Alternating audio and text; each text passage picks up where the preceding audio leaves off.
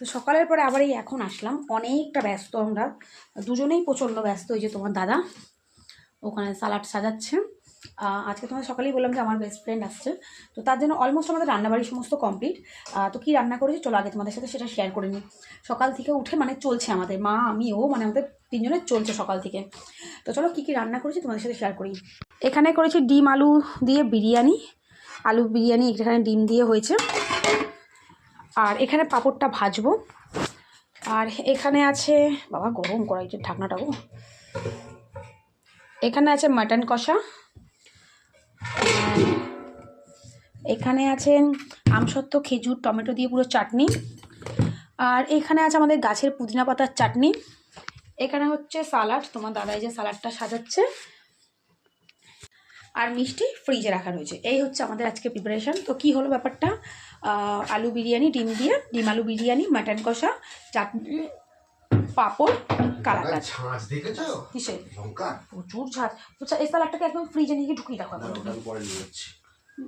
তো এই হচ্ছে আমাদের কাজ চলছে, অলমোস্ট হয়ে গেছে, সবটাই হয়ে গেছে। এদিকে প্লেট সব বার করে রেখেছি।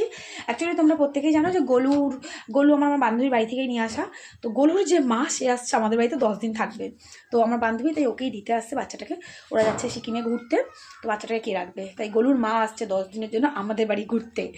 আর ওই যে গোলুকে খেকড়ো করে দিয়েছি একদম। তো আমাদের অলমোস্ট রান্নাবাড়ি আমাদের ডান, কাজবাজ কমপ্লিট। এখন ঘরটা ঝাড় দেবো, ব্যাস ঝাড় দিয়ে মুছবো, হয়ে যাবে। একবার মোছা হয়েছে সকালে, বাট আরও একবার মুছবো।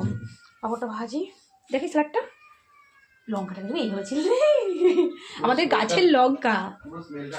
এই দেখো তোমাদেরকে তো দেখিয়েছি সকালবেলা, এই দেখো পেকে গেছে। হ্যাঁ ও এই লঙ্কাগুলোকে দিয়েও বড়া করবো, কারণ সবাই যখন আছে সবাই মিলে একসাথে এই যে 3টে লঙ্কাকে বড়া বানাবো, বেসন টেসন দিয়ে বড়া বানাবো। এটাই মা পাই না, মা করবে। হ্যাঁ তুমি বাথরুমে চলো, আমি পাঁপড় কড়াই গরম হয়ে গেছে, পাঁপড়টা আমি ভেজে নিচ্ছি।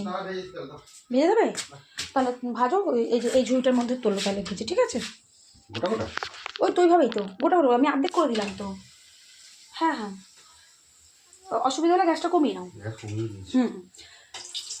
তো এই হচ্ছে, হ্যাঁ আমি একটু কথা বলছিলাম তো, কড়াইটা তেতে গেছে প্রচণ্ড বেশি।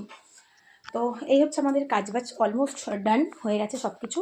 আর এই দেখো আমার বান্ধবীর জন্য ও আমাকে বলেছিল চূড়া আনতে, ওর চূড়া নেবে ও। তো এই যে এই চূড়াটা ওর জন্য আনা হয়েছে। কেমন হয়েছে অবশ্যই বলো। এই চূড়াটার পিছনে অনেক গল্প আছে, পরে বলবো তোমাদেরকে। তো ওর জন্য আবার চূড়া কিনতে গেছিলাম। তো চলো পরে আবার আসছি, তোমাদের সাথে কথা বলবো। আপাতত কাজটা যেটুকু বাকি আছে কমপ্লিট করে নিই।